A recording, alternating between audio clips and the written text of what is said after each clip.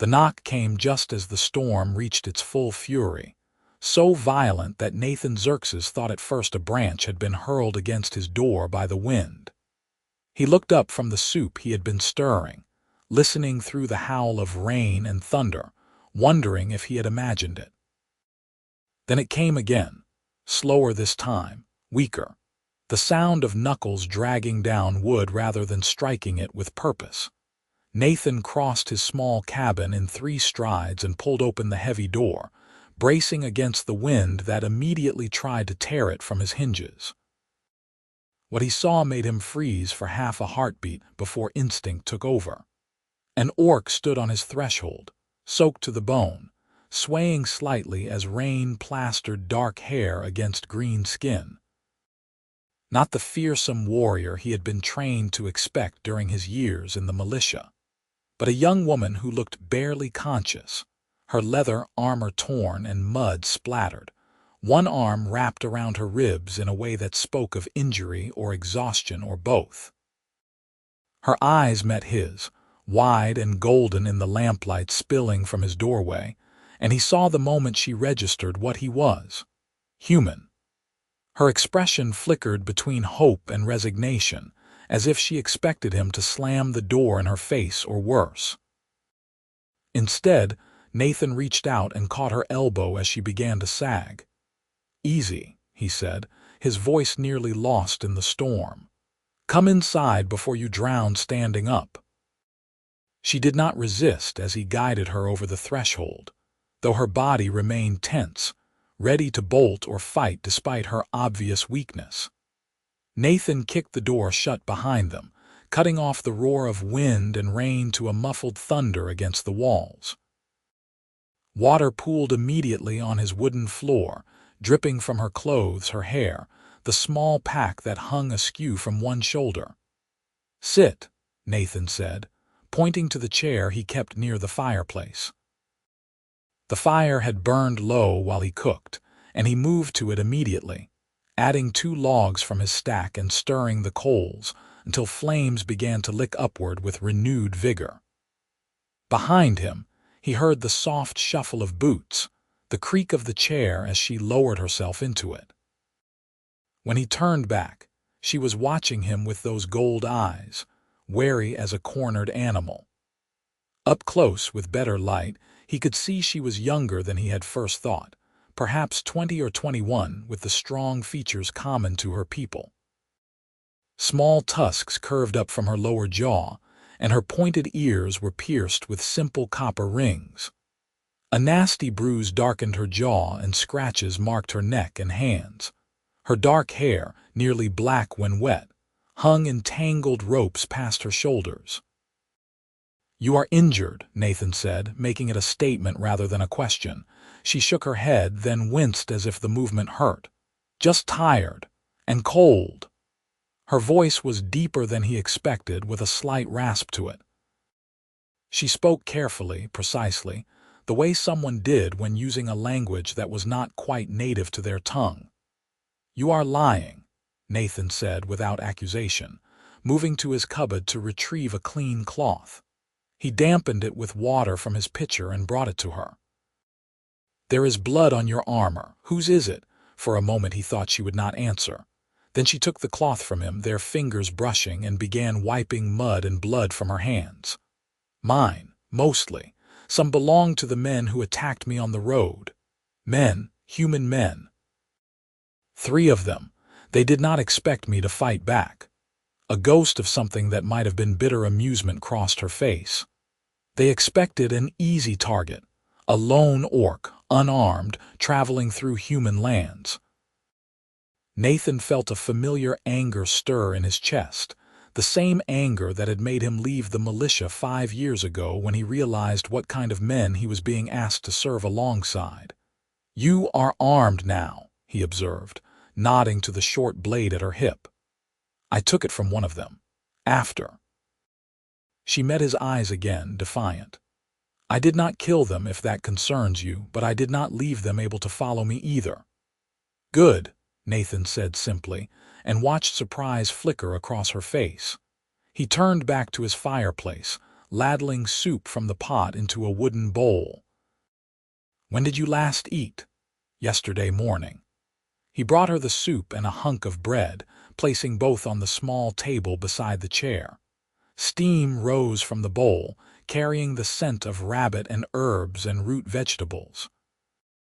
Her eyes fixed on it with an intensity that spoke of genuine hunger, but she did not immediately reach for it. "Why are you helping me?" she asked. Nathan settled himself on the low stool he used for tending the fire, close enough to the flames that he could feel their warmth beginning to seep into his bones. The storm had brought an unseasonable chill with it, and his cabin, sturdy though it was, had its drafts. "Because you knocked on my door in the middle of a storm, injured and exhausted. What else would I do? Most humans would have turned me away, or worse." "Most humans are fools," Nathan said. "Eat before it gets cold." She studied him for another long moment, then picked up the bowl with both hands and began to eat. She did so carefully, with deliberate restraint, though he could see how much effort it cost her not to wolf it down. Pride, he thought. She did not want to appear desperate in front of him, even though they both knew she was. While she ate, Nathan busied himself with practical matters. He retrieved a heavy wool blanket from his sleeping alcove and set it near the fire to warm. He added another log to the flames, building the heat until the air in the cabin went from merely comfortable to genuinely warm. He filled a basin with clean water and set it on the hearth to heat, then gathered the few medical supplies he kept on hand. Bandages, a needle and thread, a bottle of strong spirits that served for both drinking and disinfecting. "You will need to remove that armor," he said when she had finished the soup and was soaking the last of the bread in the dregs. "I need to see how badly you are hurt." Her hand went instinctively to her side, protective. "It is not that bad. Let me be the judge of that. I was a field medic in the militia for 3 years. I know a serious wound when I see someone favoring it the way you are." "The militia," she repeated, her voice going flat. "You fought orcs." "I treated soldiers who fought orcs," Nathan corrected. "And after seeing what we did, what we were ordered to do, I left. That was 5 years ago. I have been here ever since, farming and trapping and bothering no one." He met her eyes steadily. "I am not your enemy." She searched his face, looking for the lie, the trick, the trap. Whatever she saw there must have satisfied her, because after a moment she nodded and began working at the buckles of her armor with stiff fingers. The leather was old but well maintained, reinforced with metal studs and plates. It had kept her alive through the attack, but it had clearly taken damage in the process. Nathan turned his back to give her privacy as she struggled out of the armor and the torn shirt beneath. He heard her sharp intake of breath, the rustle of fabric, then her voice, quiet and strained. "You can turn around now." She had wrapped the blanket around herself, holding it closed across her chest, but she had shifted in the chair to expose her left side to the firelight. Even in the flickering illumination, the wound was obvious. A deep gash ran along her ribs, perhaps 6 inches long, still seeping blood despite what had clearly been her attempt to bind it with strips of cloth from her shirt. Nathan knelt beside the chair, bringing the basin of warm water and his supplies with him. "This is going to need stitches," he said. "I know." Her jaw was set, her whole body tense with anticipation of pain. He worked as gently as his skill allowed, cleaning the wound first with water, then with the alcohol. She hissed through her teeth but did not cry out, her hands gripping the arms of the chair until her knuckles paled. The cut was clean, at least, probably from a knife rather than a sword. It would heal well if he could keep infection at bay. Threading the needle took steady hands despite the gravity of what he was about to do. He had done this dozens of times in the field, working by lamplight or even moonlight, but never in his own home, never for someone who had come to him for help rather than being dragged to his tent by their squadmates. The first stitch made her entire body go rigid. The second drew a low sound from her throat that she cut off immediately. "Talk to me," Nathan said, keeping his voice calm and even as he worked.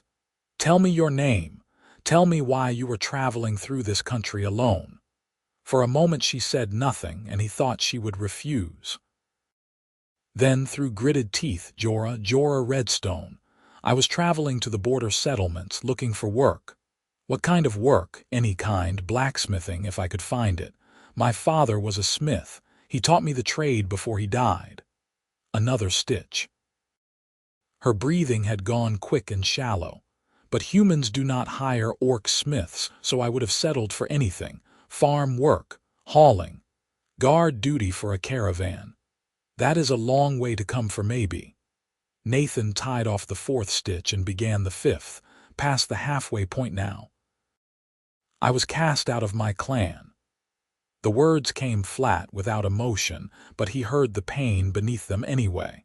"For speaking against our war chief. For saying that raiding human settlements would only bring more violence down on us. For suggesting we seek peace instead."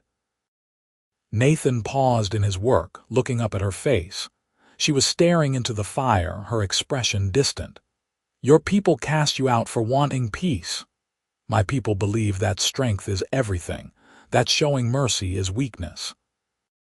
That humans will never see us as anything but monsters, so we might as well act the part." Bitterness crept into her voice now. "I disagreed. So they took my clan marks, my weapons, everything but the clothes I wore, and sent me into human lands with a warning that if I ever returned, they would kill me as a traitor. I am sorry." The words felt inadequate, but he meant them.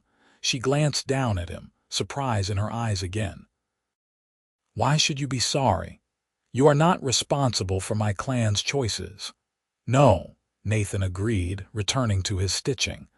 "But I am sorry that you were punished for having the courage to speak truth. The world needs more people like you, not fewer." He tied off the last stitch and sat back, examining his work. Clean, even, as good as he could manage. "There. It will hurt for a while, and you will need to keep it clean and dry, but you should heal without complications." "Thank you." She said it quietly, but with genuine feeling. Nathan began bandaging the wound, wrapping clean linen around her ribs with practiced efficiency. "You can stay here until the storm passes and you have recovered enough to travel. I have extra blankets and I can make up a pallet near the fire. It will be warm and dry at least." "You would let me stay, an orc, in your home?" "I would let a person who needs shelter stay in my home, yes." He secured the bandage and stood, gathering his supplies. "Orc, human, dwarf, whatever. It makes no difference to me." Jorah pulled the blanket tighter around herself, and for the first time since she had entered his cabin, some of the tension seemed to drain from her shoulders. "You are a strange human, Nathan."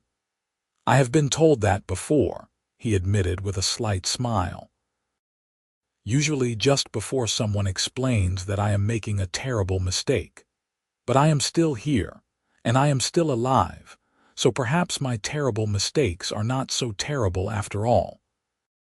He brought her dry clothes, simple things from his own chest since he had nothing that would fit her perfectly, but at least they were clean and warm. A linen shirt that would be too large on her, wool trousers that she could cinch with a belt, thick socks. She took them with murmured thanks, and he turned his back again while she changed, hearing the rustle of fabric and her occasional sharp breath when movement pulled at her injury. Outside, the storm showed no signs of abating. Rain lashed against the walls and roof with unrelenting force, and thunder rolled across the sky in continuous waves. Nathan ladled himself a bowl of soup and sat on his stool, eating slowly while Jorah settled back into the chair, now dressed in his clothes and wrapped in the blanket despite their warmth. She was shivering still, deep tremors that spoke of more than just physical cold. When did you last sleep? Nathan asked. I don't remember. 2 days ago, 3. She closed her eyes, exhaustion written in every line of her body. I did not dare stop, not after the attack. I thought they might have friends following me. You are safe here, Nathan said. I promise you that. Sleep if you need to. I will keep watch. You do not have to do that. I know, but I will anyway. She opened her eyes and looked at him for a long moment, and something shifted in her expression. Not quite trust, not yet, but the beginning of it, the possibility of it. Why? She asked again, but this time the question was different, softer. As if she genuinely wanted to understand rather than searching for the catch. Nathan considered how to answer. 5 years ago, he said slowly, I was ordered to burn an orc village. A small one, barely 20 families living on the edge of the disputed territories. They had not attacked anyone, had not raided. They were just trying to survive. But our commander said they were a threat, that they would eventually turn hostile, that it was better to eliminate them before they could become a problem. He stared into his soup, remembering. I refused. I was arrested for insubordination, held for 2 weeks, then dishonorably discharged. And I have never regretted that decision. Never. What happened to the village? Someone else burned it. I heard about it a month later after I had settled here. They killed everyone, men, women, children. His hands tightened on the bowl. I did not save them. But I did not help murder them either. And I swore that day that I would never judge someone by what they were born as rather than who they chose to be. Silence settled between them, broken only by the fire's crackle and the storm's rage. Then Jorah said, very quietly, I am glad you were the one whose door I knocked on. So am I. She slept then, exhaustion finally overcoming weariness, her head tilted back against the chair and her breathing deepening into the slow rhythm of genuine rest. Nathan watched her for a while, this unlikely guest who had stumbled into his life out of the storm, and wondered what strange turn of fate had brought her specifically to his door when there were at least a dozen other homesteads within a few miles. The night wore on. Nathan kept his promise, staying awake and alert, tending the fire and listening to the storm.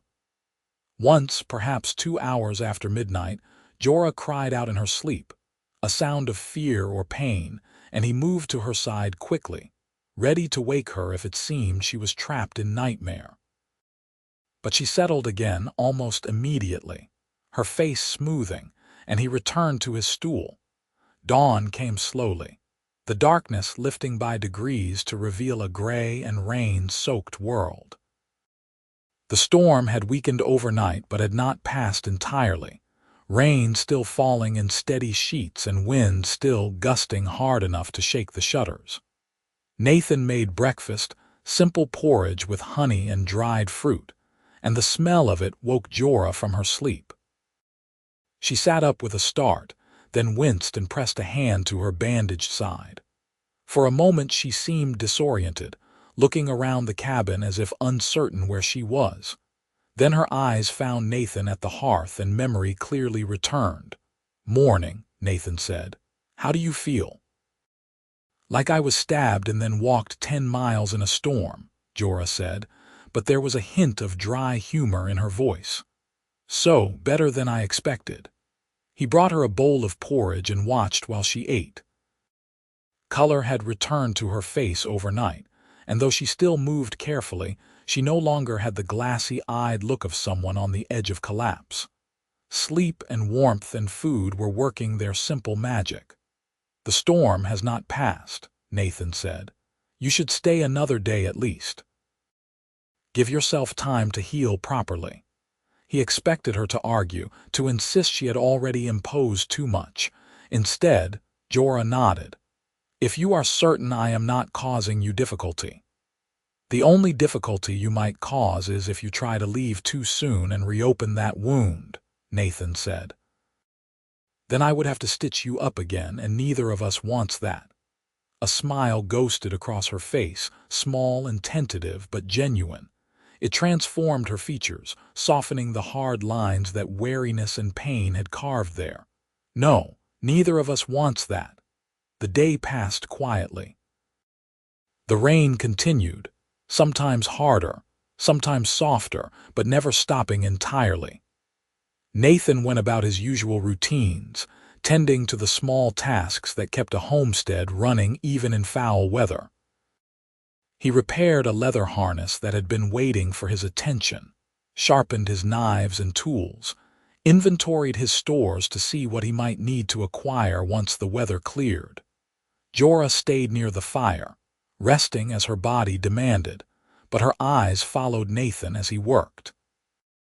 She seemed fascinated by the simple domesticity of it, by the quiet competence with which he moved through his space.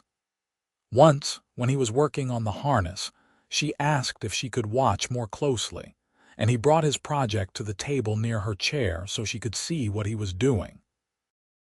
"You have good hands," she observed as he stitched a new buckle into place. "Steady. Years of practice. Field medicine requires steady hands and farming requires patient ones." He glanced up at her. "You said your father was a blacksmith. Did you enjoy the work?" Her expression grew distant, nostalgic. "I loved it. The heat of the forge, the rhythm of the hammer, the way raw metal could be shaped into something useful and beautiful." She flexed her hands, looking at her own calloused palms. "I was good at it too. My father said I had a natural sense for the metal, that I could hear what it wanted to become. It is a valuable skill. Among my people, yes. Among yours," she shook her head, "I would never be allowed near a forge in a human town. They would assume I was there to steal, or to make weapons to use against them." "Not everyone thinks that way," Nathan said, though he knew his words rang hollow even as he spoke them. The truth was that most humans did think that way, and Jorah had every reason to be bitter about it. "Enough do that it makes no difference." She was quiet for a moment, then added, "Thank you, for not being one of them."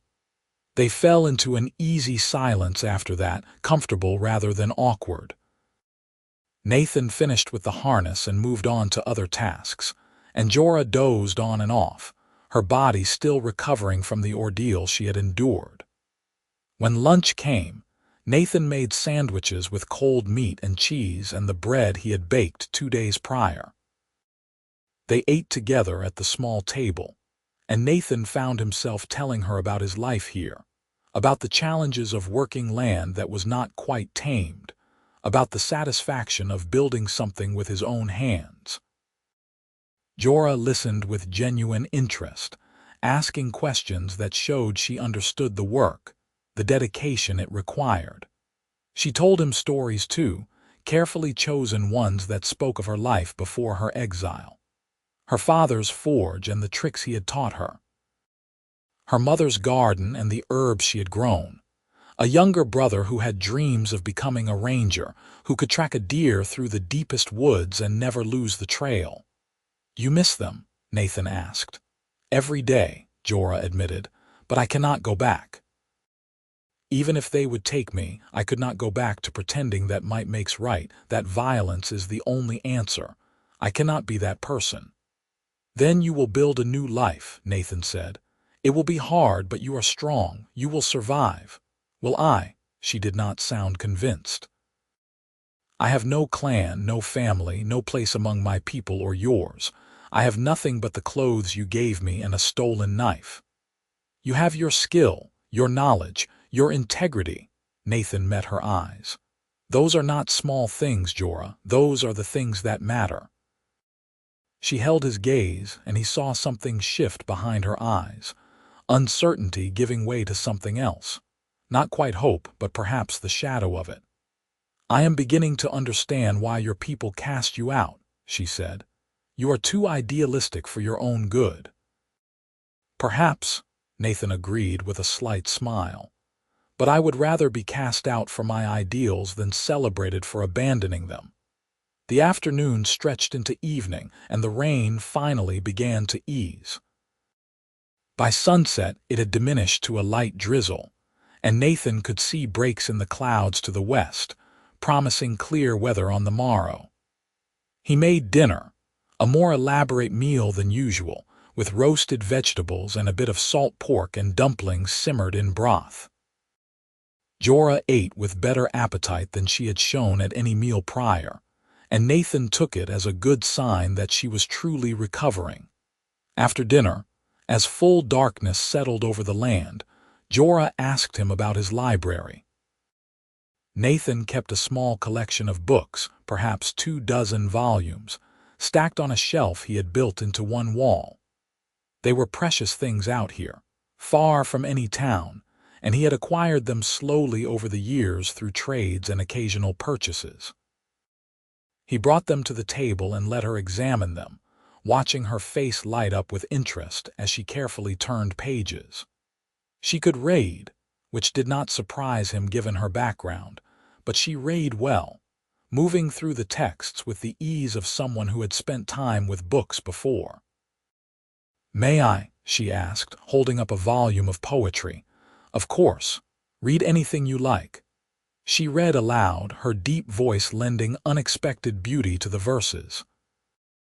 The poems were old ones, from before the wars between humans and orcs, when such divisions had mattered less or perhaps had not existed at all.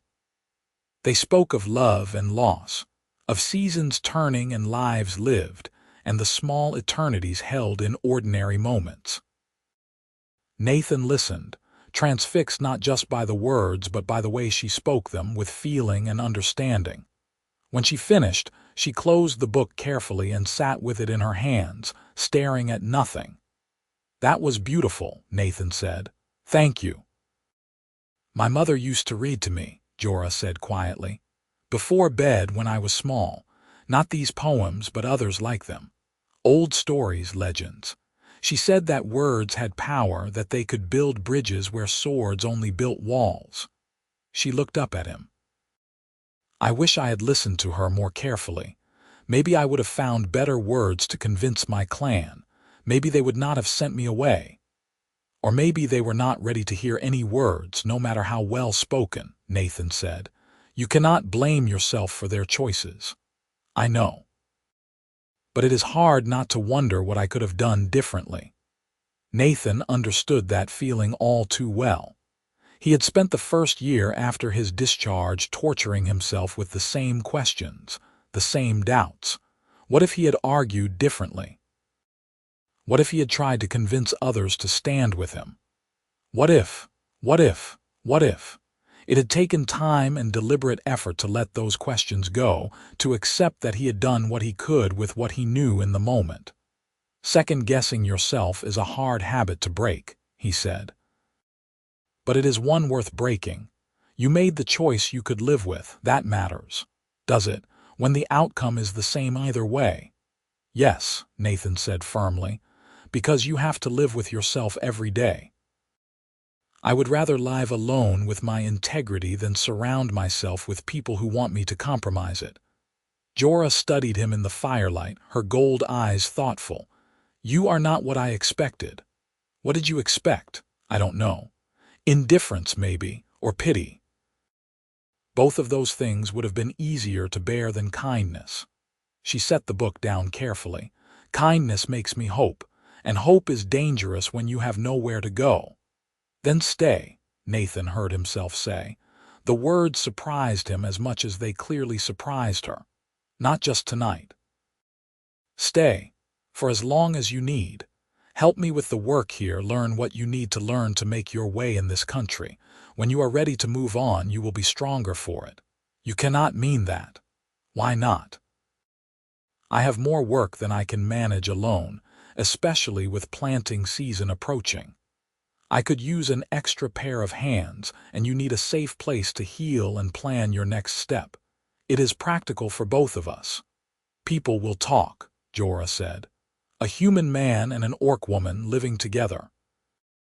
They will assume things. They will make trouble. Let them talk. The nearest homestead is 3 miles away, and I am not friendly with most of my neighbors anyway.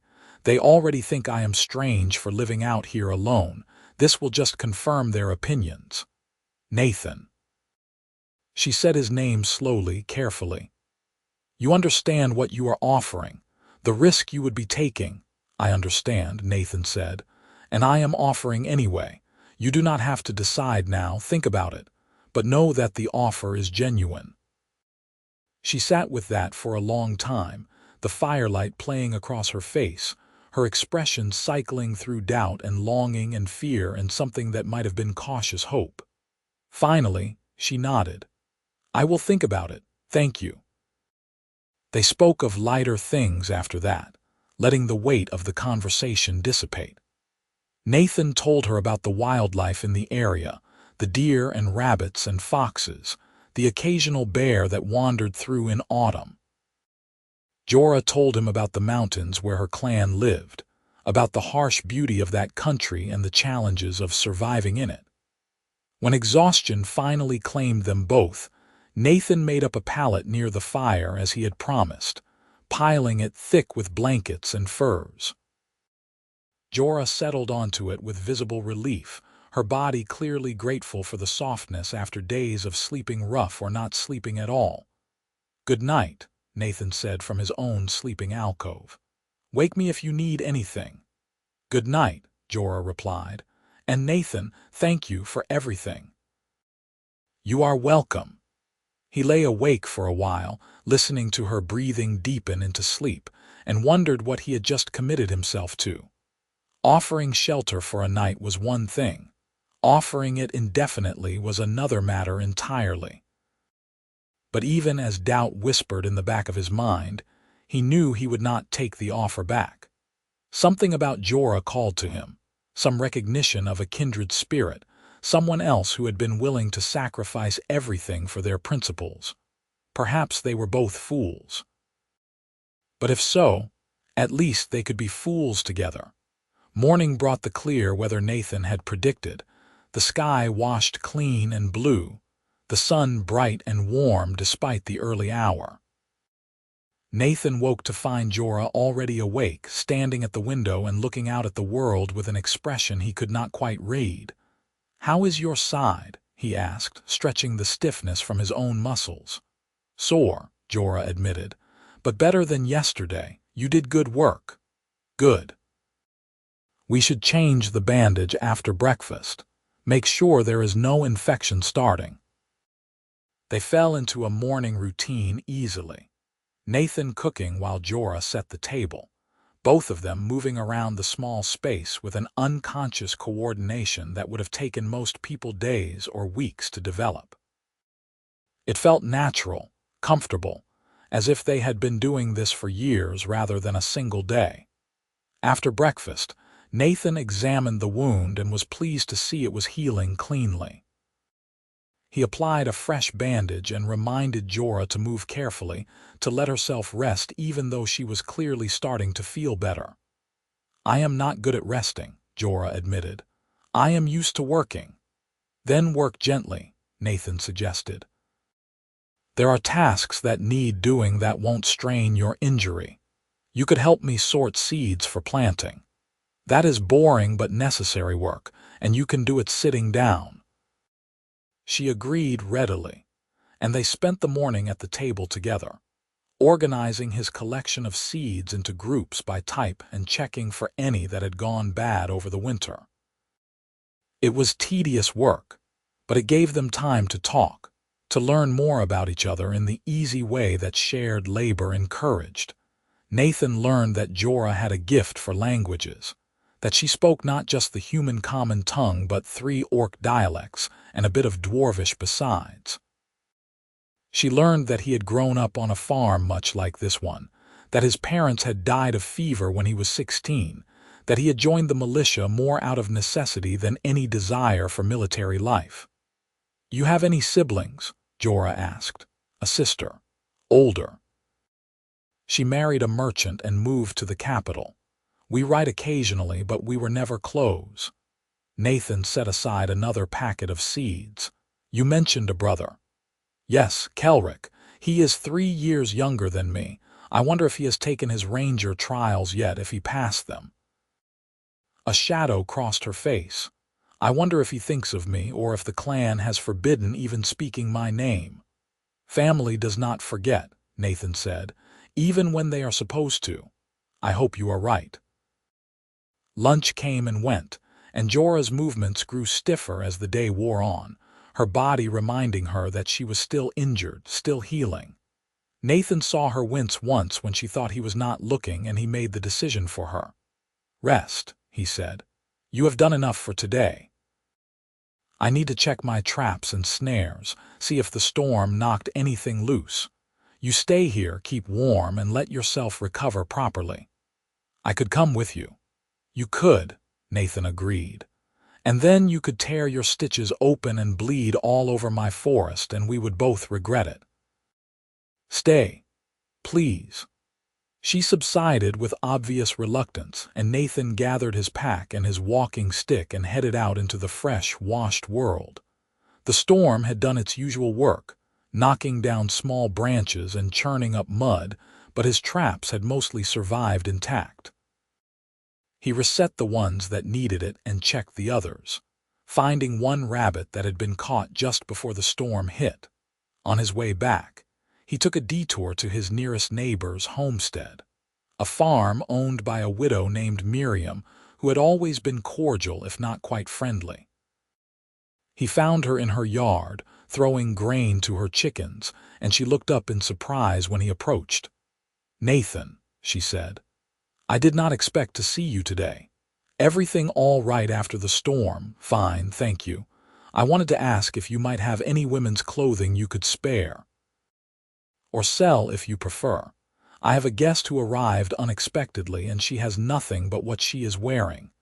Miriam's expression grew complicated, curiosity and concern mingling. "A guest? You?" "Yes. She was attacked on the road and needed shelter. I am trying to help her get back on her feet." "I see." Miriam studied him for a long moment, then seemed to come to some internal decision. "Come inside. I have some things that might fit." She provided him with a small bundle of clothing, skirts and blouses, and a practical wool dress, all well worn but clean and mended. She refused payment, waving away his offers of rabbit or vegetables or labor and trade. "Just be careful, Nathan," she said as he was leaving. "People are nervous these days. There have been more orc raids to the north, and feelings are running high. Having a stranger staying with you, especially now, might draw unwanted attention." "I appreciate the warning," Nathan said, "but I will not turn away someone who needs help just because people are nervous." "I know you will not," Miriam said, and there was something in her voice that might have been approval or resignation or both. "That is what worries me." Nathan returned home to find Jorah asleep again by the fire, curled up under a blanket with one hand tucked under her cheek. He set the bundle of clothing on the table and quietly went about preparing dinner, letting her sleep until the smell of cooking finally woke her. "What is this?" she asked when she saw the clothes. "From a neighbor. She thought you might need them." Jorah stood and examined the bundle, her expression unreadable. "You told someone about me." "I told her I had a guest who needed clothing, nothing more. Even that is dangerous for both of us." "I know," Nathan said, "but you need more than one set of clothes." This was the easiest way to acquire them. Jorah held up the wool dress, a simple dark blue thing with long sleeves and a full skirt. "I have never worn human clothing like this. You do not have to wear it if you do not want to, but it might be more comfortable than my spare trousers." She smiled at that just slightly. "Your spare trousers are very comfortable, but yes, I will try these. Thank you." Dinner that evening felt different, more intimate somehow. Perhaps it was the way Jorah looked in the blue dress, more vulnerable than she had in armor or even in his borrowed clothes. Perhaps it was the growing comfort between them, the way they were learning each other's rhythms and quirks. Or perhaps it was simply that they were both beginning to acknowledge the shape of what was forming between them, even if neither was ready to name it yet. After dinner, Nathan brought out a set of carved wooden pieces and a board divided into squares, a strategy game he had learned as a child. He taught Jorah the rules, and they played several rounds while the fire burned low and the night deepened around them. She proved to be a quick study and a clever opponent, winning their third game handily. "You have a tactical mind," Nathan observed. "Have you studied warfare?" "All orcs study warfare," Jorah said. "It is part of our education from childhood, but I never enjoyed it. I always wondered why we spent so much time learning to fight and so little time learning to build, to create, to grow things. A question your people should have listened to." "Yes. Well." She began resetting the pieces for another game. "They made their choice, and I made mine. Have you thought more about my offer, about staying?" Jorah's hand stilled on the game board. "I have thought of little else, if I am honest, but Nathan, I do not want to put you in danger. If my clan found out I was here, if they decided I had shared secrets or turned traitor in truth, they might come for me, and they would not hesitate to kill you if you stood in their way." "How would they find out?" Nathan asked reasonably. "You said yourself they cast you into human lands." "Do they send scouts here?" "Sometimes. Not often, but sometimes." "Then we will be careful. If you see signs of your people in the area, you can hide or leave temporarily. But Jorah, you cannot spend your whole life running from possibilities. At some point you have to stop and build something real." "Is that what you did when you left the militia?" "Yes," Nathan said. "I stopped running from what I did not want and started building what I did.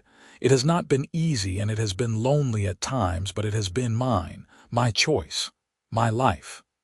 He met her eyes across the board. "I am offering you the chance to do the same. Not forever, not as a prison, just as a place to start, a foundation to build on." Jorah sat with that, her expression cycling through a dozen different emotions. Then quietly she said, "I accept, I will stay. For now. Until I can figure out where to go next." Relief washed through Nathan, surprising him with its intensity. He had not realized how much he wanted her to say yes until she did. "Good," he managed. "That is good. We can work out the details as we go, but for now, just focus on healing." "I am not good at accepting help." "Neither am I," Nathan admitted. "So we will figure it out together."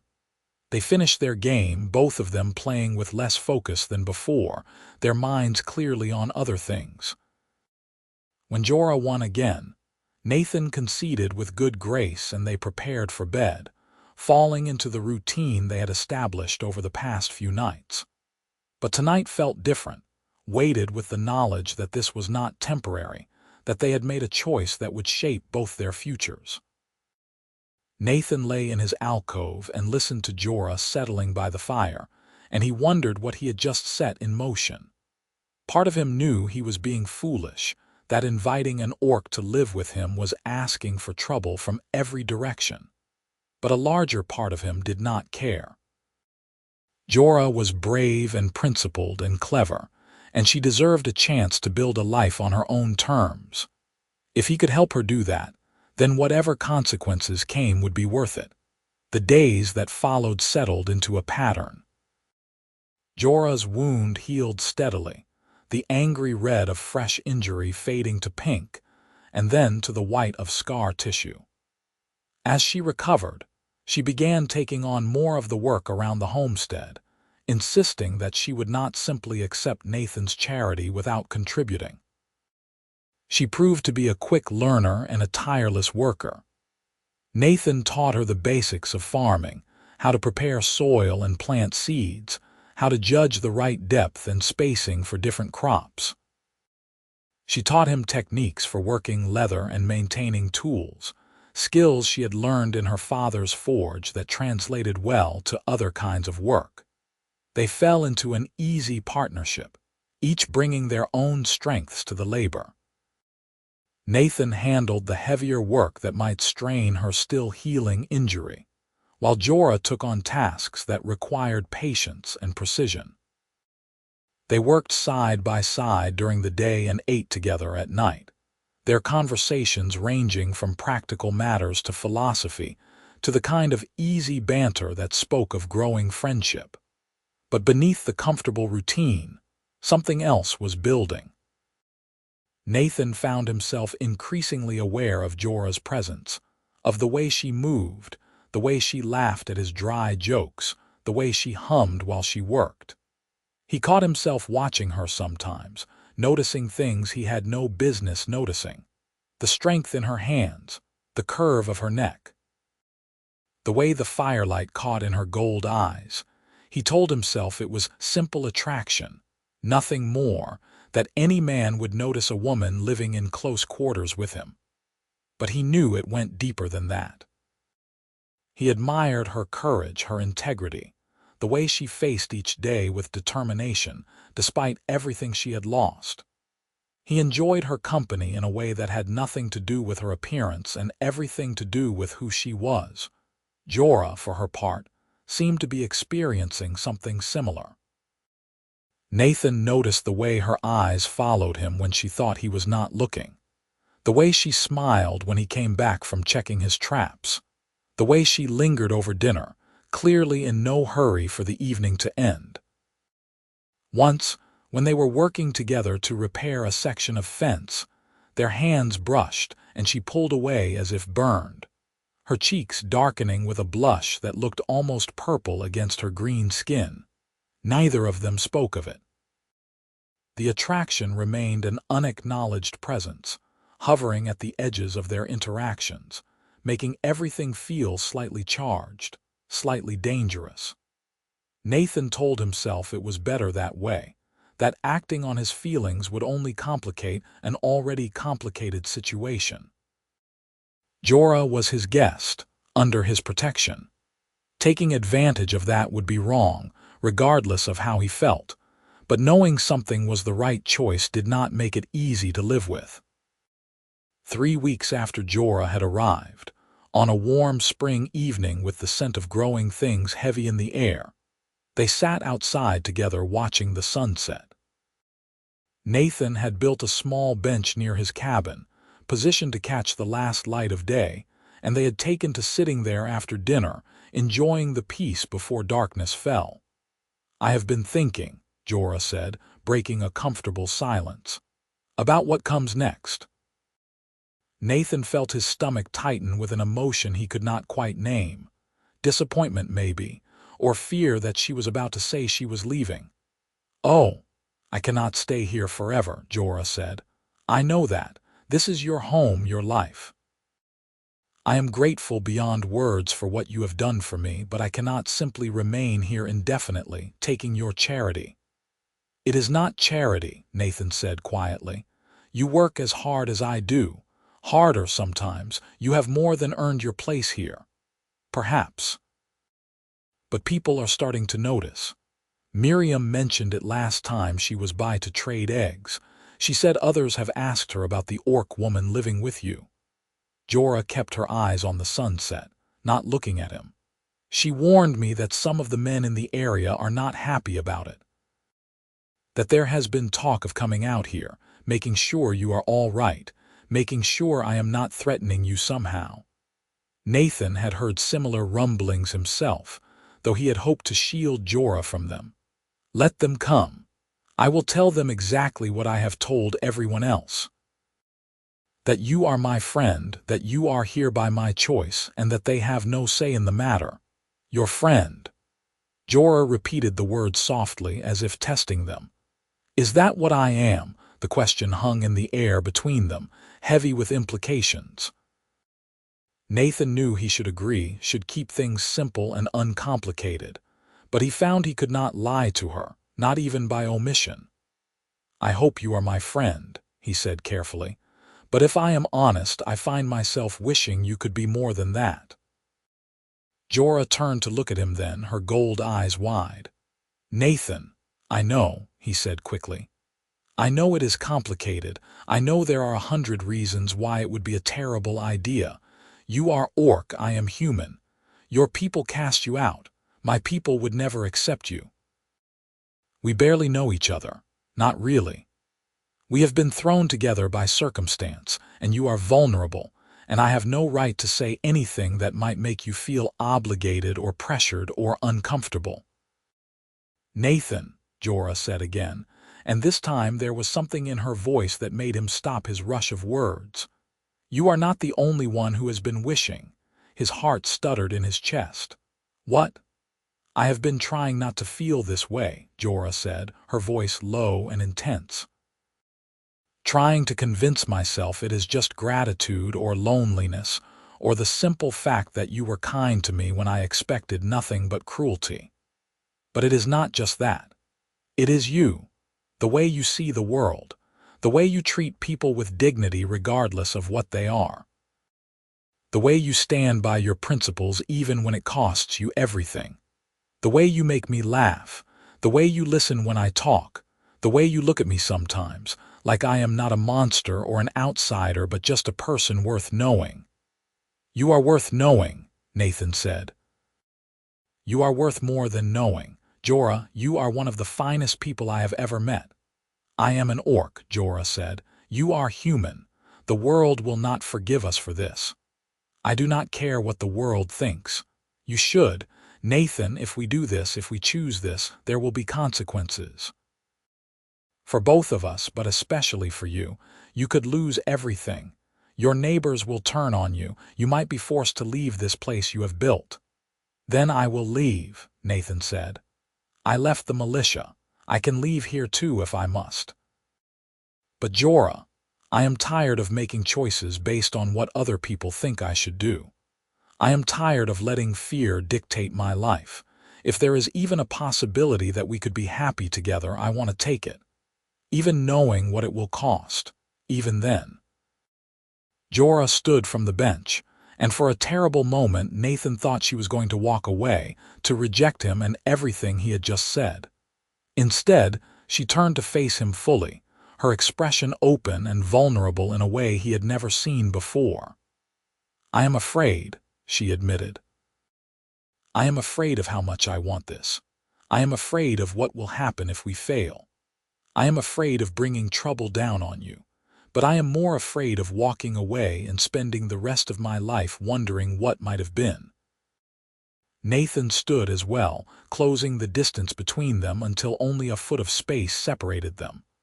"Then do not walk away. Stay. Not as my guest, not as my friend. Stay as whatever we can become together. You are certain." "I have never been more certain of anything in my life." Jorah reached out slowly, giving him every chance to pull away, and laid her palm against his cheek. Her hand was warm and calloused, work roughened and gentle all at once. Nathan leaned into the touch, his eyes closing briefly at the simple intimacy of it. "I am not easy to love," Jorah said quietly. "I am stubborn and proud, and I do not know how to be anything other than what I am." "Good," Nathan said, opening his eyes to meet hers. "I do not want you to be anything other than what you are, and for what it is worth, I am not easy either. I am too idealistic and too stubborn, and I make terrible decisions based on my principles rather than practical considerations. So we are both fools, perhaps, but at least we will be fools together." Jorah smiled at that, a real smile, full and genuine and beautiful. Then she leaned in and kissed him, tentative at first, testing, asking permission even as she gave it. Nathan responded carefully, mindful of her tusks, finding the angle that worked for them both. The kiss was sweet and strange and perfect, full of promise and possibility. When they finally pulled apart, both of them were breathing harder, and Nathan felt as if the world had shifted on its axis, as if everything had changed in that single moment. "Well," Jorah said, a bit breathlessly. "Now what?" "Now," Nathan said, taking her hand in his, "we figure it out as we go, together." They sat back down on the bench, this time close enough that their shoulders touched, their hands still linked. The sunset painted the sky in shades of orange and pink and gold, and Nathan thought he had never seen anything quite so beautiful. The days that followed were both easier and harder than before. Easier because they no longer had to pretend that nothing was happening between them, that they were simply friends or housemates or temporary companions. Harder because every touch, every glance, every shared moment carried new weight, new meaning, new complications. They were careful at first, tentative in the way new lovers always are, learning what the other liked, what made them smile, what brought them comfort. They held hands while they worked. They kissed goodnight before sleeping. They stole moments of closeness throughout the day, small intimacies that slowly built into something larger, something real. But they could not exist in isolation forever. A month after they had acknowledged their feelings for each other, reality intruded in the form of 3 men on horseback who rode up to Nathan's homestead just after dawn. Nathan was outside, feeding his chickens, when he heard the horses approaching. Jorah was inside, starting breakfast, and Nathan called to her through the open door as the men came into view. "Stay inside. Let me handle this." He did not know if she listened or not, but he positioned himself in the center of his yard, hands empty and visible, as the men reined in their horses. He recognized 2 of them. Marcus, a farmer who lived 5 miles to the east. Paul, who ran a small sawmill near the river. The third man was a stranger, older with hard eyes and the bearing of a soldier. "Nathan," Marcus said, his tone neutral but not friendly. "We need to talk." "Then talk," Nathan said. "But dismount first. You are scaring my chickens." It was a deliberate provocation, a reminder that this was his land and his home, but the men complied, swinging down from their saddles and approaching him on foot. The stranger kept his hand on his sword hilt, a threat even if he did not draw. "Is it true?" Paul asked. "You have an orc living here." "I have a friend staying with me," Nathan said. "What business is that of yours? That orc is your friend." Marcus shook his head. "Nathan, what were you thinking? After everything that has happened, after all the raids and attacks, you bring one of them into your home." She had nothing to do with any raids or attacks. She was cast out by her own people for speaking against violence. She is no threat to anyone. "That is what they all say," the stranger interjected. His voice was cold, clipped. "That is how they get inside your walls, inside your trust. And then they murder you in your sleep and bring their war parties down on the rest of us." "She is not a spy," Nathan said, keeping his voice level despite the anger building in his chest. "She is a person who needed help and I gave it. That is all." "That is not all," Paul said. "People have seen you together. They say you are more than friends. They say you are involved with her." "Romantically." Nathan met the man's eyes steadily. "What I do in my home with consenting adults is my business and no one else's. So it is true." Marcus looked disgusted. "God, Nathan, how could you, with an orc? It is unnatural, it is wrong." "It is none of your concern," Nathan said flatly. "Now, if that is all, I have work to do." "That is not all," the stranger said. "I am Captain Eldridge from the northern garrison. I have been tracking a band of orc raiders who attacked a settlement 2 weeks ago. 5 people dead, a dozen wounded, houses burned. We followed their trail south and lost it somewhere in this area." He took a step closer to Nathan. "Convenient, do you not think? That you would have an orc staying here right where the trail goes cold." "Jorah had nothing to do with that," Nathan said, his voice hard now. "She has been here for weeks.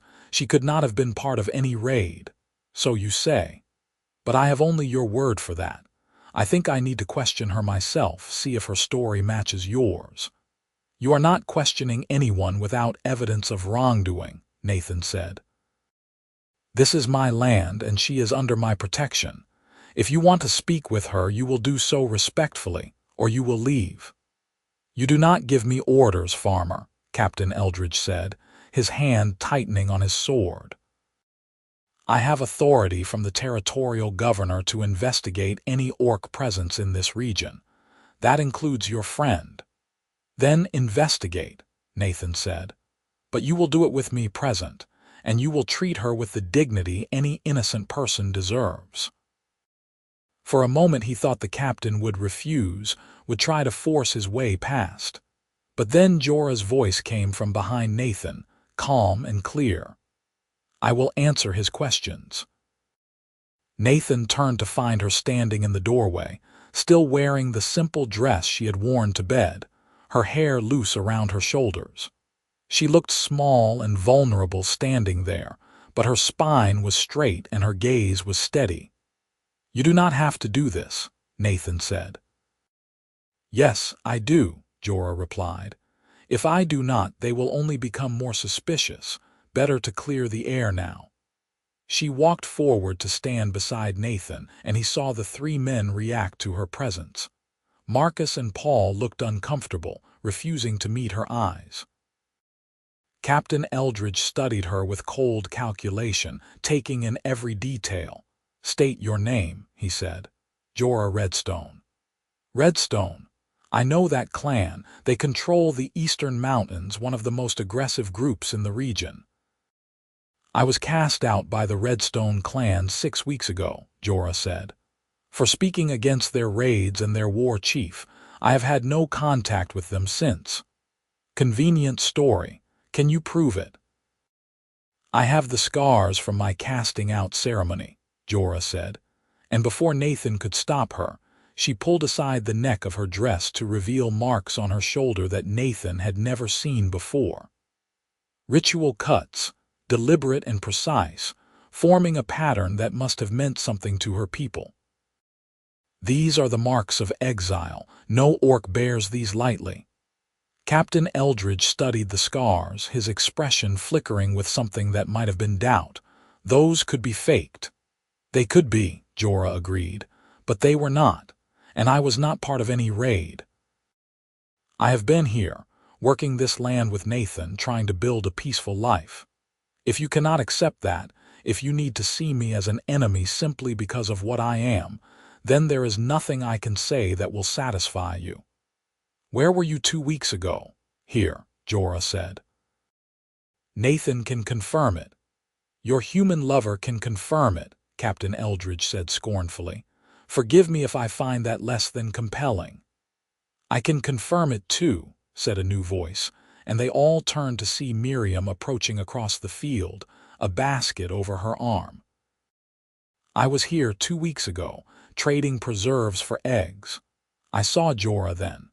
She could not have been in the north during any raid unless she can be in 2 places at once. Captain Eldridge looked frustrated, his carefully built suspicions crumbling under the weight of actual evidence. Fine. Perhaps this particular orc was not involved in that particular raid, but her presence here is still a problem. People are afraid. They do not want orcs living among them, especially not in isolated homesteads where anything could happen. Then people need to learn that not all orcs are raiders, Nathan said. Not all orcs are enemies. Some of them, like Jorah, are simply trying to survive in a world that has already decided they are monsters. Pretty words, Marcus said, but words will not protect you when her people come for her. Words will not save you when you wake up with a knife in your back. She is not going to stab me in my sleep, Nathan said, exasperated. If she wanted to hurt me, she has had dozens of opportunities. She saved my life last week when I was cutting timber and a tree started to fall wrong. She spotted the danger and pulled me clear. Does that sound like someone plotting to murder me? The men had no answer for that, but their expressions remained hostile, unconvinced. Nathan understood then that this was not really about evidence or logic. It was about fear, about prejudice so deep that no amount of proof would dislodge it. Look, Nathan said, gentling his tone. I understand your concerns, I do, but Jorah is not a threat to anyone. She has been nothing but helpful and kind since she arrived. All I am asking is that you give her a chance to prove herself, to show you that she is not what you have been taught to fear." "And if we do not?" Captain Eldridge asked. "If we decide that her presence here represents too great a risk?" "Then I will fight you," Nathan said quietly. "I will fight any attempt to force her to leave. This is my land, and she is under my protection. That means something."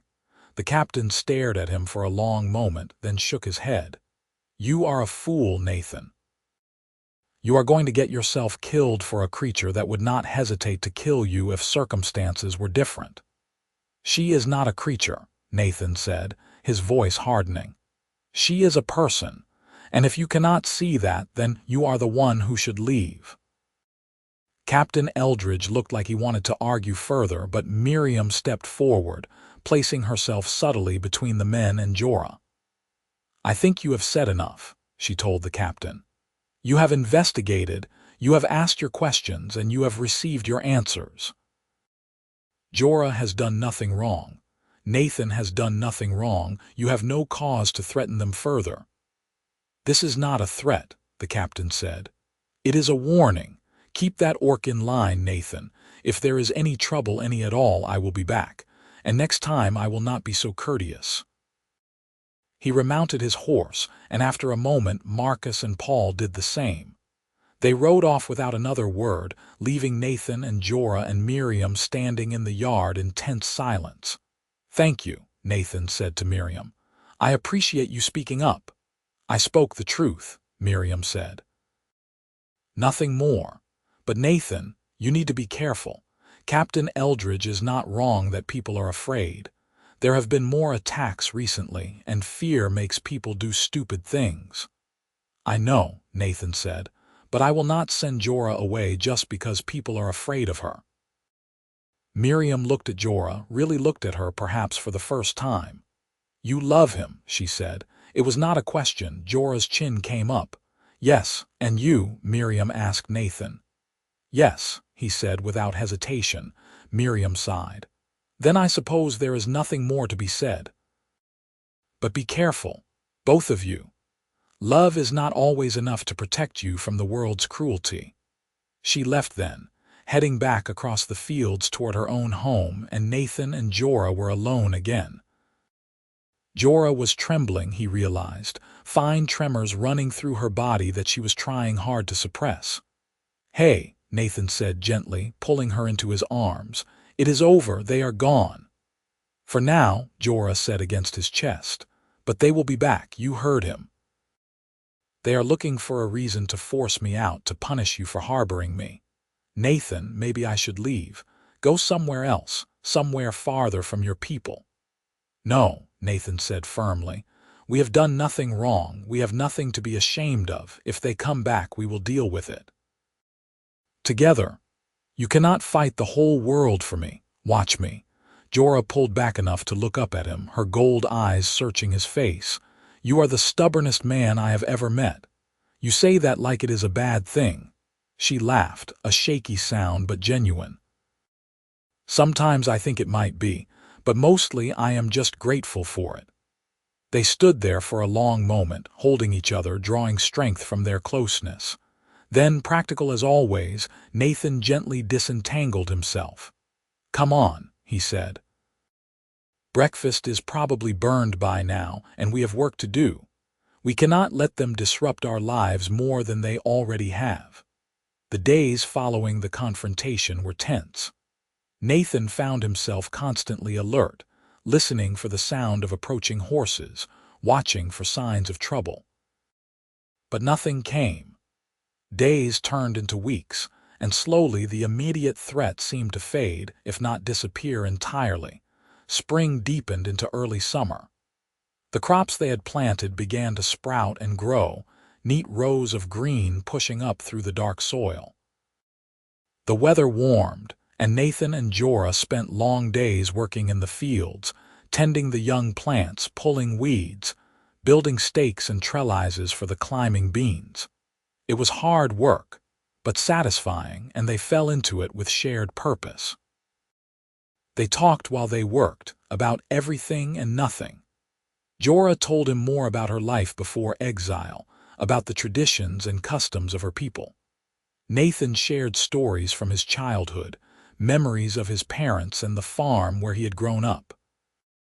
They grew closer with each passing day, the bond between them deepening from new love into something more solid, more enduring. They learned each other's rhythms, their moods, their quirks. Nathan discovered that Jorah was ticklish behind her pointed ears, that she sang when she thought no one was listening, that she had a terrible habit of staying up too late reading if he did not remind her to sleep. Jorah learned that Nathan talked in his sleep sometimes, muttering incomprehensible things about crops and weather, that he had a deep love for thunderstorms, that he would stand outside and watch them roll in with obvious pleasure, that he was a terrible artist but kept trying anyway, filling the margins of his planting journal with sketched attempts at flowers and birds. They also learned the more serious things, the deeper truths. Nathan came to understand the full weight of what Jorah had sacrificed when she spoke against her clan, how much it had cost her to stand by her principles. She had not just lost her family and her home, but her entire identity, everything that had defined who she was in her world. Jorah came to see the scars that Nathan's time in the militia had left on him, the nightmares that sometimes woke him gasping, the guilt he still carried for things he had witnessed and not prevented. She held him through the bad nights and never asked for details he was not ready to share. Their physical relationship deepened as well, slowly and carefully, both of them mindful of the uniqueness of their situation. They had to learn each other's bodies the way they had learned each other's hearts, with patience and communication and mutual respect. What worked, what did not, what brought pleasure and what was merely awkward. It was an education for both of them, sometimes fumbling, sometimes funny, but always underscored by genuine care and affection. They were not just learning to be lovers, but learning to be partners in every sense of the word. 2 months after the captain's visit, on a warm evening with fireflies dancing in the meadow near the cabin, Nathan made a decision. He found Jorah sitting on their bench, watching the last light fade from the sky, and he settled beside her with something hidden in his closed hand. "I made something for you," he said. Jorah turned to him, curiosity lighting her face. "What is it?" Nathan opened his hand to reveal 2 rings, simple bands carved from wood and polished until they gleamed. They were not fancy, not valuable in any monetary sense, but they were made with care and love. "I know we cannot have a formal marriage," Nathan said. "No human priest would perform the ceremony, and I assume no orc shaman would either. But I do not need their blessing to commit myself to you. I do not need their approval to promise that I will stand beside you for as long as you will have me." He met her eyes, his heart pounding. "Jorah Redstone, will you be my partner, my companion, my wife in all the ways that truly matter?" Jorah's eyes had gone wide, her mouth slightly open in shock. For a terrible moment Nathan thought he had miscalculated, that he had moved too fast, asked too much. Then tears began to track down her cheeks and she nodded, unable to speak. Nathan slipped 1 ring onto her finger, and she took the other with trembling hands and placed it on his. The rings fit perfectly, symbols of something that had no official recognition but was real nonetheless. "I love you," Nathan said. "I have loved you since the day you stood up to that captain with more courage than any soldier I ever served with. I will love you tomorrow and every day after." "I love you too," Jorah managed, her voice thick with emotion. "I did not think I would ever have this. A home, a partner, someone who sees me as more than what I am supposed to be. You have given me everything, Nathan." "You have given me everything too," Nathan said. "You have given me purpose and joy and a reason to build something that matters. You have made this place a home instead of just a house." They kissed then, deep and sweet, sealing their private vows under a darkening sky. When they finally pulled apart, both of them were smiling through tears. "So," Jorah said, looking at the ring on her finger, "I suppose this makes us married." "In every way that counts," Nathan agreed. "If that is all right with you." "It is more than all right. It is perfect." They spent that night celebrating in their own way, quiet and private, affirming their commitment to each other with words and touch and shared joy. When they finally fell asleep, tangled together in Nathan's bed, both of them felt the rightness of it, the sense that despite all the obstacles and all the opposition, they had found something rare and precious. But peace, as they both knew, was never permanent. The trouble came 3 weeks after their private wedding, in the form of a raiding party. Not human raiders, but orc, a dozen warriors who swept down from the mountains in a coordinated attack on the outlying homesteads. They burned 2 farms and killed a family of 5 before anyone could mount a defense. Nathan and Jorah heard about it from Miriam, who came to their homestead at a dead run, her face pale with fear. "Orcs," she gasped. "Attacking to the east. They are moving this way." Nathan felt ice settle in his stomach. "How many?" "At least a dozen, maybe more. The militia is gathering, but it will take time." Miriam looked at Jorah, and Nathan could see the conflict in her eyes. Fear of orcs warring with her knowledge that Jorah was different. "You need to hide, both of you. If they find her here when they are hunting orcs, they will not stop to ask questions." "She is right," Jorah said, her voice urgent. "Nathan, you need to send me away. If I am found here, it will confirm every suspicion they have. It will destroy you." "I am not sending you away," Nathan said. "We face this together." "There is nothing to face," Jorah argued. "I have nothing to do with these raiders. I do not even know which clan they are from, but my people will not care. They will see an orc and they will assume I am complicit." Nathan knew she was right, hated that she was right. But he also knew he could not hide her, could not send her away. If he did that, he would be admitting that she had something to be ashamed of, that their relationship was something shameful. "No," he said. "We stay. We tell the truth. And we trust that there are enough people who know us, who know you, to stand as witnesses to your character." "Nathan, this is not about my character. This is about fear and anger and the need to blame someone." "Then we change that," Nathan said. "Starting now." Before Jorah could argue further, they heard the sound of horses approaching. A lot of horses. Nathan went to the door and looked out to see at least 20 mounted men, a mixture of farmers and what looked like militia volunteers, all armed with whatever weapons they could find. Captain Eldridge was at their head, his face grim. "Nathan," he called. "Where is your orc?" Nathan stepped outside, Jorah emerging behind him despite his subtle gesture for her to stay inside. "She is right here, and she has nothing to do with these raids." "That remains to be seen," the captain said. "We need her to come with us, now." "Why, what are you accusing her of?" "Nothing yet. But she is the only orc in the area and orcs just attacked. At minimum, she may have information about who is responsible. At maximum, she may be working with them." "That is absurd," Nathan said. "Jorah was cast out by her people months ago. She has no contact with any orc clans. She has been here with me, working peacefully." "So you say," said a voice from the crowd.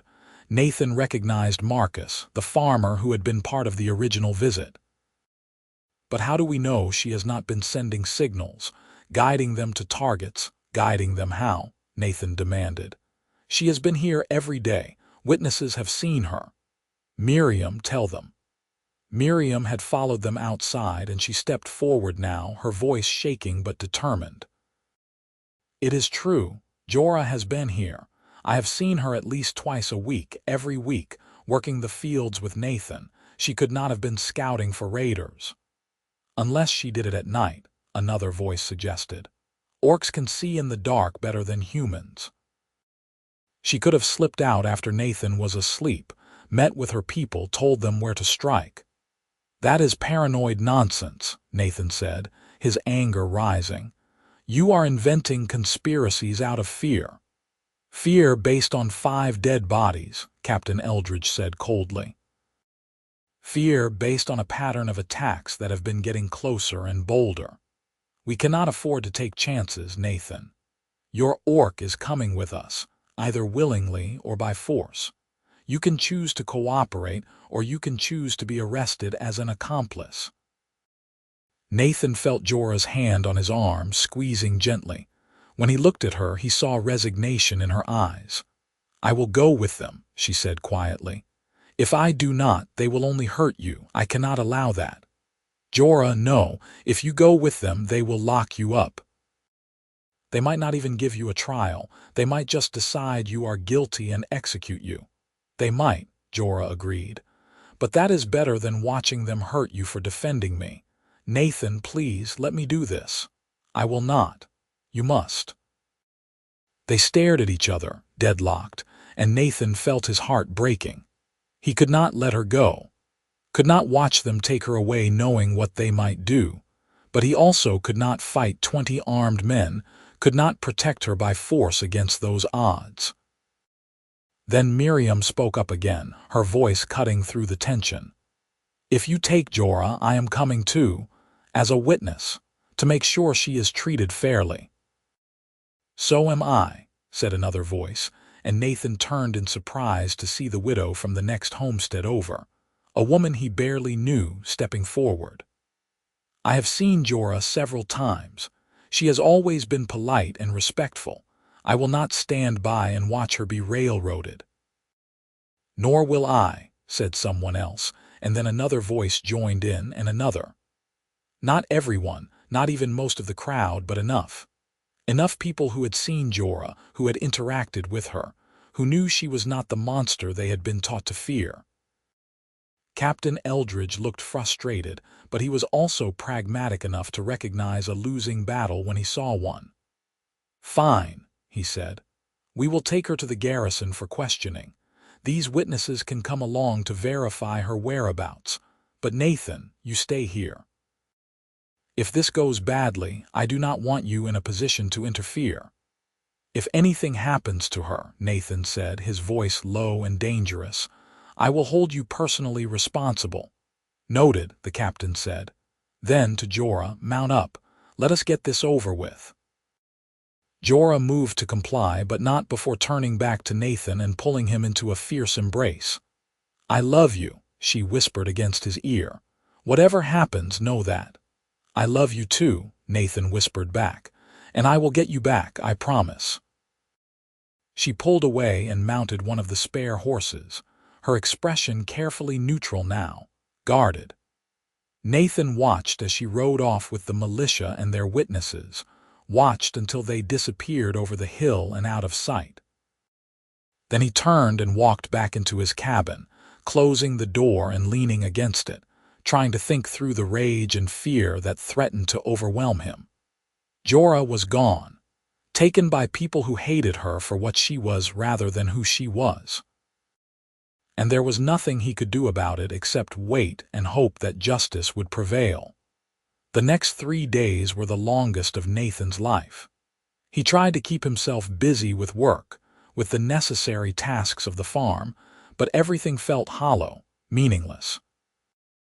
The cabin echoed with Jorah's absence. Her chair sat empty by the fire. Her clothes hung undisturbed in the cupboard. The book of poetry she had been reading lay face down on the table, marking her place. On the morning of the 4th day, Miriam returned. She was exhausted, clearly having ridden through the night, but she was smiling. She is free, Miriam said without preamble. They questioned her for 3 days, and every answer she gave was consistent. More than that, they captured 2 of the raiders. Turns out they were from the Blackwater clan, enemies of Jorah's people. When they heard there was a Redstone orc in custody, they laughed. Said Redstone orcs would never work with them, that the clans hated each other too much. That was the final proof the captain needed. Relief hit Nathan so hard he actually staggered. "She is coming home. She is already on her way. Should be here within the hour." Miriam's expression grew serious. "But Nathan, you need to understand. This is not over." Yes, Jorah was cleared of involvement in these raids. But the raids themselves have made people even more frightened and angry. There is talk of retaliation, of sending militia north to attack orc settlements in revenge. It is going to get worse before it gets better. "I understand," Nathan said. "Thank you, Miriam, for everything you have done." "I did what was right," Miriam said. "Jorah deserves better than to be judged by her blood alone. You both do." She paused. "For what it is worth, I think what you two have is good. I think it is brave. And I think the world needs more of that kind of courage, not less." Nathan felt a lump form in his throat. "That means more than you know." Miriam rode off, heading home to her own rest, and Nathan stood in his yard watching the road. True to her word, within the hour he saw a figure approaching on foot, walking with the steady gait of someone who had been traveling hard and was nearly home. Jorah. Nathan ran to meet her, closing the distance between them in seconds and catching her up in his arms. She clung to him just as tightly, her face buried against his shoulder, and for a long moment neither of them spoke, both too overwhelmed by relief and joy and the simple fact of being together again. "I am sorry," Nathan said finally. "I am so sorry they took you, that I could not stop them." "You did stop them," Jorah said. "You and Miriam and all those people who spoke up for me. They are the only reason I was treated fairly, the only reason I am alive." She pulled back to look at him, and he could see tears tracking through the dust on her face. "I love you. I love you so much it frightens me sometimes." "I love you too," Nathan said, "and I swear I will never let anything like that happen again." "You cannot promise that," Jorah said. "This is the world we live in. There will always be people who hate me for what I am, who will see you as a traitor for loving me. We have to accept that." "I know," Nathan said, "but that does not mean I have to like it." They walked back to the cabin together, hands linked, and Nathan felt some of the tension of the past days begin to ease. Jorah was home. She was safe. For now, that was enough. But that night, as they lay together in the darkness, Jorah spoke the words Nathan had been dreading. "I think we should leave," she said quietly. Nathan's first instinct was to argue, to insist they could make it work here. But he forced himself to really listen, to hear what she was saying. "Why?" he asked. "Because it is not safe, not for either of us. As long as we stay here, we will be targets. Every time there is trouble, every time someone needs a scapegoat, they will come for me, for us. And eventually, one of those times, we will not be so lucky." She turned in his arms to face him. "I do not want to live in fear, Nathan. I do not want to spend every day wondering if today is the day someone decides to take matters into their own hands. I want to build a real life, not just survive." "Where would we go?" Nathan asked. "It is not as if prejudice against orcs is unique to this area." "No," Jorah agreed, "but there are places where it is less severe. Border towns where humans and orcs have learned to coexist out of necessity. Frontier settlements where people care more about survival than old hatreds. We could go west, to the territories. Start fresh somewhere no one knows us." Nathan thought about it, really thought about it. This place had been his home for 5 years. He had built it with his own hands, cleared the land, raised the walls, planted every tree. Leaving it would mean abandoning all that work, all that investment. But what was any of that worth if he could not live here in peace? What was the value of a home if it was a prison? "All right," he said finally. "We leave, but we do it properly. We sell what we can, trade the rest. We save enough money to give ourselves a real chance wherever we end up, and we do it soon before something else happens to force the decision." Jorah exhaled, a sound of pure relief. You mean it. I mean it. Wherever you go, I go. That was the promise I made when I gave you that ring. She kissed him then, deep and grateful, and they made love with the intensity of people who had nearly lost everything and found it again. When they finally slept, wrapped around each other, both of them felt the rightness of the decision they had made. The next weeks were a flurry of activity. Nathan and Jorah worked from dawn to dusk, preparing for their departure. They harvested what crops were ready, preserved what they could, and sold the rest along with tools and equipment they could not take with them. Nathan traded his cabin and land to a young couple just starting out, accepting less than its value in exchange for a quick sale and their promise not to reveal where he and Jorah were headed. Miriam helped them prepare, offering advice and contacts in the Western Territories. She cried when they said goodbye, hugging them both and making them promise to write when they could. "You are good people," she told them. "Do not let this world convince you otherwise." On a clear morning in late summer, Nathan and Jorah loaded their possessions onto a sturdy wagon pulled by 2 horses Nathan had purchased for the journey. They took a last look at the cabin, at the fields they had worked together, at the life they were leaving behind. "Any regrets?" Jorah asked. "About leaving this place? Yes, about choosing you. Never." They set off westward, following trade routes and old roads, heading toward a future that was uncertain but entirely their own. The journey took weeks, passing through territories both settled and wild, staying in inns when they could and camping when they could not. They encountered prejudice, of course. There were towns that would not serve them, innkeepers who turned them away, people who stared and muttered. But there was also unexpected kindness. A merchant who sold them supplies at cost after hearing their story. A family who invited them to share a meal. A sheriff who warned them of unsafe areas and suggested better routes. Slowly, they began to see that the world was larger and more complex than either of them had been taught. There was hate, yes, but there was also compassion. There was fear, but there was also curiosity. There were people who saw them as an abomination, but there were also people who saw them simply as a couple trying to build a life together. They reached the Western Territories in early autumn, as leaves were beginning to turn, and the air carried the first chill of approaching winter. The land here was different, wilder, with vast stretches of open prairie and scattered settlements connected by rough roads. They found work at a trading post on the edge of the frontier, a rough but functional place run by a grizzled man named Tom, who cared more about capable workers than species. He hired them both on the spot, offering them room and board in addition to wages. "Do not care what you are," Tom said bluntly. "Care if you work hard and do not steal from me. Can you do that?" "We can," Nathan assured him. They settled into their new life with relief and hope. Jorah worked as the trading post's blacksmith, finally able to use her skills openly, while Nathan handled accounts and dealt with customers. They lived in a small cabin behind the main building, modest but comfortable, their own space. The work was hard but satisfying.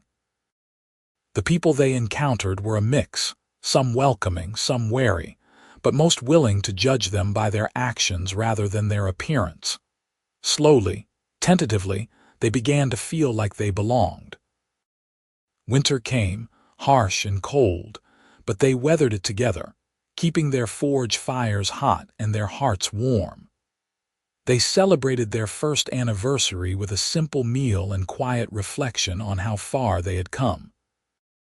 From desperate strangers to partners to spouses, they had built something real against all odds. Spring arrived with its promise of renewal, and with it came a surprise visitor. A young orc man, barely past adolescence, appeared at the trading post one morning asking specifically for Jorah Redstone. Jorah came out of the forge to find him waiting, and Nathan watched her face cycle through shock and joy and fear before settling on cautious hope. "Kelric," she said. "Is that you?" The young orc nodded, tears streaming down his face. "Sister, I found you. I finally found you." They embraced, both of them crying openly now, and Nathan felt his own eyes sting watching them. This was Jorah's brother, the one she had mentioned months ago, the one she had thought she would never see again. When they finally pulled apart, Kelric told his story. How he had disagreed with the clan's decision to exile Jorah. How he had spent months searching for her, following rumors and whispers across half the territory. How he had finally heard about a female orc blacksmith working at a trading post with her human husband and knew it had to be her. "I want to stay," Kelric said, "if you will have me. I do not belong in the clan anymore, not after what they did to you. I want to be here with you wherever here is." Jorah looked at Nathan, a question in her eyes, and Nathan nodded immediately. "Of course you can stay. Family is always welcome." Tom, pragmatic as always, hired Kelric as a general laborer, and suddenly their small household grew to 3. It was an adjustment, learning to navigate this new dynamic, but it was also a joy. Jorah had her brother back, and Nathan gained a sibling he had never expected. As the months passed, others began to arrive. First a human woman fleeing an arranged marriage, then a dwarf prospector looking for a fresh start, then an older orc couple who had been cast out for similar reasons to Jorah. The trading post became a haven for misfits and outcasts, for people who did not fit the narrow definitions their societies tried to force on them. Tom watched it happen with amusement and approval, expanding his operation to accommodate the growing community. "You are building something here," he told Nathan and Jorah. "Something that matters. Keep it up." 2 years after their arrival in the Western Territories, Nathan and Jorah stood together on a hill overlooking the trading post, watching the sun set over the prairie. The settlement had grown considerably, more than doubling in size, becoming a true community rather than just a collection of individuals. "You ever regret it?" Jorah asked. "Leaving your home, everything you built?" Nathan took her hand, the wooden ring on her finger worn smooth with time but still solid. "Not for a moment. That place was never truly home. This is home. Not because of the land or the buildings, but because you are here, because we built it together. Because it represents everything we believe in. We did build it, did we not?" Jorah said, wonder in her voice. "A place where it does not matter what you are, only who you choose to be." "We did," Nathan agreed, "and it is just the beginning. There are others out there like us, like Kelric, like everyone here. People who want to live differently, who want to choose their own path. They will find us, and we will help them." "You are still impossibly idealistic," Jorah said, but she was smiling. "And you are still stubborn," Nathan replied. "It is a good combination." They stood there as darkness fell, watching lights begin to appear in windows below, hearing the faint sounds of laughter and conversation and life. Their life, built from nothing but courage and love and determination. "I love you," Jorah said. "I will always love you." "And I love you," Nathan said, "for as long as we both live and whatever comes after." They turned and walked back down the hill hand in hand, heading home to their cabin, to Kelric who would be waiting with dinner prepared, to the community they had helped build, to the future they were creating together one day at a time. It was not the life either of them had imagined. It was not easy, and it was not without challenges. But it was theirs, chosen freely and built with love, and that made it more valuable than anything else could ever be. Behind them, the stars began to emerge in the darkening sky, countless points of light scattered across the vast expanse of heaven. Each one a possibility, a promise, a reminder that the universe was larger and stranger and more beautiful than fear would have them believe. And in that moment, standing on the threshold of their home with Jorah's hand in his, Nathan knew with absolute certainty that every choice that had led them to this point had been the right one. Every sacrifice had been worth it. Every challenge had made them stronger. They had found each other against all odds. They had built a life together despite a world that said it was impossible. They had created not just a home but a haven, not just a settlement but a community, not just a relationship but a revolution in miniature. And they were just getting started. Inside the cabin, Kelric had indeed prepared dinner, a hearty stew that filled the small space with warmth and savory smells. They ate together, the three of them, talking about their day and making plans for tomorrow. Kelric had been working on expanding the forge, and he wanted their opinion on the design. Jorah had taken on an apprentice, a young human girl whose parents had approved surprisingly readily. Nathan had been approached about organizing a proper school for the settlement's children. The conversation flowed easily, punctuated by laughter and affectionate teasing, the comfortable rhythm of family. When dinner was finished and dishes were washed, Kelric excused himself to his own small room, leaving Nathan and Jorah alone. They prepared for bed, another comfortable routine built over years of shared life. Jorah braided her hair while Nathan banked the fire. They changed into sleeping clothes and climbed into bed, fitting together with the ease of long practice. "Happy?" Nathan asked, pulling her close. "Impossibly," Jorah said. "Sometimes I still cannot believe this is real, that I have you, that I have Kelric, that we have built all of this." "It is real," Nathan assured her, "and it is ours. Everything we dreamed of that night on the bench all those months ago, we made it happen." "We did we not?" Jorah's voice was full of wonder. "We really did." They lay in the darkness, listening to the sounds of the settlement settling down for the night, voices fading to silence, footsteps on wooden walkways, the distant howl of a coyote, the whisper of wind through grass. "I have been thinking," Jorah said quietly, "about the future, about what comes next." "Oh," Nathan felt a flutter of curiosity mixed with slight apprehension. Big conversations often started this way. "I want to start a family with you. I want children if we can have them, or adopted children if we cannot. I want to build not just a community but a legacy, people who will carry forward what we have started here." Nathan felt emotion swell in his chest, so powerful it nearly stole his breath. "Yes," he said. "Yes to all of that." "I want that too." "It will be complicated," Jorah warned. "Children of mixed heritage in a world that already struggles with difference. They will face challenges we cannot fully prepare them for." "They will," Nathan agreed, "but they will also have us and Kelric and this entire community. They will grow up knowing that love matters more than blood, that courage matters more than prejudice, that who you choose to be matters more than what you were born as. Those are good lessons." "The best lessons," Jorah murmured, already starting to drift toward sleep. "We will teach them well." "We will," Nathan promised, holding her closer. "Together."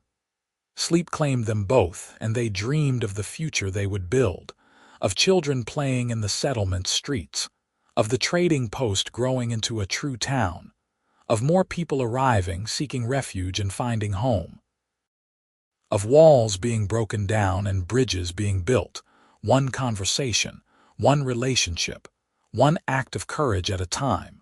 When morning came, they woke to a new day full of possibility. They rose and dressed and went out to meet whatever challenges and joys awaited them. They worked side by side as they always had, building something larger than themselves. And on quiet evenings, when the day's work was done and the settlement was peaceful around them, they sat together on a bench Nathan had built, watching the sunset and counting their blessings. Each other. Their family. Their community. Their hope. The world had told them their love was impossible. They had proven it wrong. The world had told them they could not build a life together. They had built a community instead. The world had told them to stay in their places, to accept the boundaries and limitations and hatreds of their ancestors. They had refused, and in refusing, they had found freedom. Years passed. The settlement grew into a town, and the town grew into a waypoint for travelers and outcasts throughout the Western territories. Nathan's hair began to gray at the temples. Jorah's face gained the lines that came with laughter and time and lived experience. Kelric married a human woman and had children of his own, beautiful blended kids who called Nathan and Jorah their aunt and uncle. And yes, Nathan and Jorah had children too, two of them, adopted from a refugee caravan that had passed through when the children were barely old enough to walk. A human boy they named Marcus after the neighbor, who had once opposed them but had eventually come around, a gesture of forgiveness and hope. And an orc girl they named Miriam after the woman who had stood with them when it mattered most. The children grew up strong and kind and certain of their place in the world. They learned smithing from their mother and farming from their father and ranger skills from their uncle. They played with the other settlement children without regard for species or origin, growing up in a world where such distinctions mattered less with each passing year. On warm summer evenings, when the whole extended family gathered for dinner, Nathan and Jorah would sit and watch the chaos of children playing and adults laughing and life happening all around them. And they would remember that night so long ago, when a desperate orc had knocked on a human's door seeking shelter from a storm. They had given each other warmth that night. Not just physical warmth, though that had been part of it, but the warmth of acceptance, of understanding, of seeing past surface differences to the person beneath. That warmth had grown into affection, and affection into love, and love into this, a life beyond anything either of them could have imagined. The fire Nathan had stoked that stormy night had never gone out. It burned still in their hearts, in their home, in the community they had built. It would burn for generations to come, a light in the darkness, a beacon for others who sought refuge from the storms of prejudice and fear. And when Nathan and Jorah were old, their children grown and their legacy secure, they would sit together one final time on their bench and watch the sun set over the town they had founded.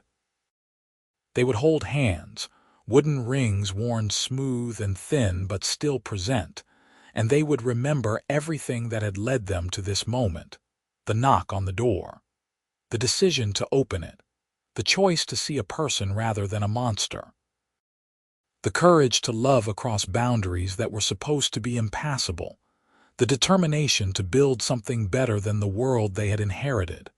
No regrets, Jorah would ask, as she had asked so many times over the years. Not one, Nathan would answer, as he always did. Every moment with you has been a gift. Every challenge has been worth facing. Every sacrifice has been repaid 1,000-fold. You are still impossibly idealistic, Jorah would say, her voice warm with affection. And you are still stubborn, Nathan would reply. Thank the gods for that. They would sit as darkness fell, watching the lights of their town emerge like stars, hearing the sounds of life and laughter and love all around them, and they would know with absolute certainty that they had lived well, loved well, and left the world better than they found it. That was their story. Not an easy story, not a simple story, but a true one. A story of courage and compassion, of love that refused to be bound by the limitations others tried to impose. A story that began with a knock on a door during a storm and ended with a legacy that would endure for generations. And on quiet nights, when the wind whispered through the prairie grass and the stars shone bright overhead, people would tell their children the story of Nathan and Jorah. of the human and the orc who loved each other despite everything the world did to keep them apart, of the community they built on the foundation of that love, of the proof they provided that different kinds of people could live together in peace, if only they had the courage to try. It was a good story, a true story, a story worth remembering and retelling and living again with each new generation that chose love over fear, acceptance over prejudice, hope over despair. And it all began with a single act of kindness on a stormy night, when Nathan Xerxes opened his door to a drenched orc seeking warmth, stoked the fire, and pulled a chair beside it. Everything else followed from that moment. Every joy, every triumph, every life touched and changed and made better. It all traced back to that single choice to be kind when kindness was not required, to help when helping was dangerous, to see potential instead of threat. That was the real magic, the true alchemy. Not grand gestures or epic battles, but small acts of decency compounded over time until they transformed the world. One person, one choice, one moment at a time. Nathan and Jorah understood that.